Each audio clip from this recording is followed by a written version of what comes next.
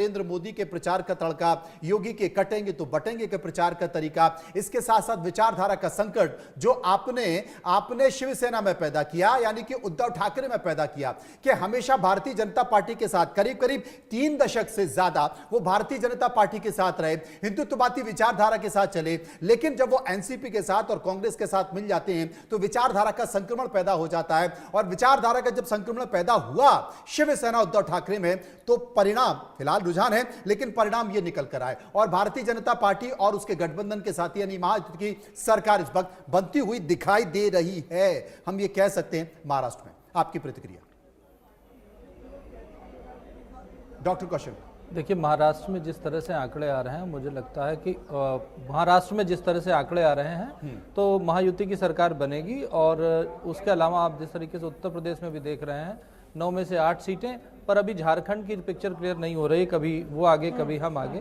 तो मुझे लगता है कि हमें थोड़ा वेट करना चाहिए। अभी कुल मेरे ख्याल से 6 राउंड की वोटिंग हुई है, पर जितनी भी वोटिंग हुई है वो महायुति या एनडीए के गठबंधन के लिए बहुत ही अच्छा मैसेज दे रही है। मुझे लगता है कि हमें लड्डू और जलेबी खिलाने के लिए थोड़ा इंतज़ार करना चाहिए। पर जो भी आएंगे, हम ये नहीं कहेंगे कि इलेक्शन कमीशन बायस है, हम ये नहीं कहेंगे कि ईवीएम हैक कर ली गई, हम ये सब कुछ भी नहीं कहेंगे। हम उसको महाराष्ट्र में तो जलेबियां बट भी चुकी हैं, पर जिस तरह से कौशल कांत जी, महाराष्ट्र में जलेबियां बट भी चुकी हैं, आप कह रहे हैं कि थोड़ा इंतजार करना चाहिए। वो कह रहे हैं झारखंड के लिए थोड़ा इंतजार करना, दोनों के लिए बोल रहे हैं, उनके लिए बांटी जा रही है जी।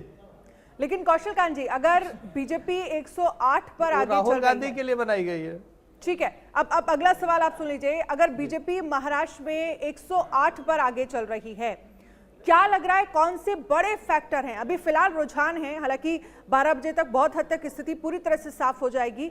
अब क्या लग रहा है कौन से बड़े फैक्टर रहे जो आपके फेवर में काम कर गए? देखिए, सबसे बड़ी चीज ये है कि एक विकास का कैनवास है जिसके ऊपर सारी चीजें एडिशनल है। सबका ये कहना है कि विकास के नाम पे इलेक्शन नहीं हो, मैं ये कहना विकास के कैनवास के ऊपर सारे अदर फैक्टर है। जिस तरह से 5वीं इकोनॉमी से तीसरी इकोनॉमी की तरफ हम बढ़ रहे हैं, और उस कैनवास के ऊपर जब हम देश की एकता की बात करते हैं, जब हम एक रहेंगे सेफ रहेंगे की बात करते हैं, जब हम कहेंगे कि साथी हाथ बढ़ाना की बात करते हैं, सबका साथ सबका विकास की बात करते हैं, और जिस तरीके से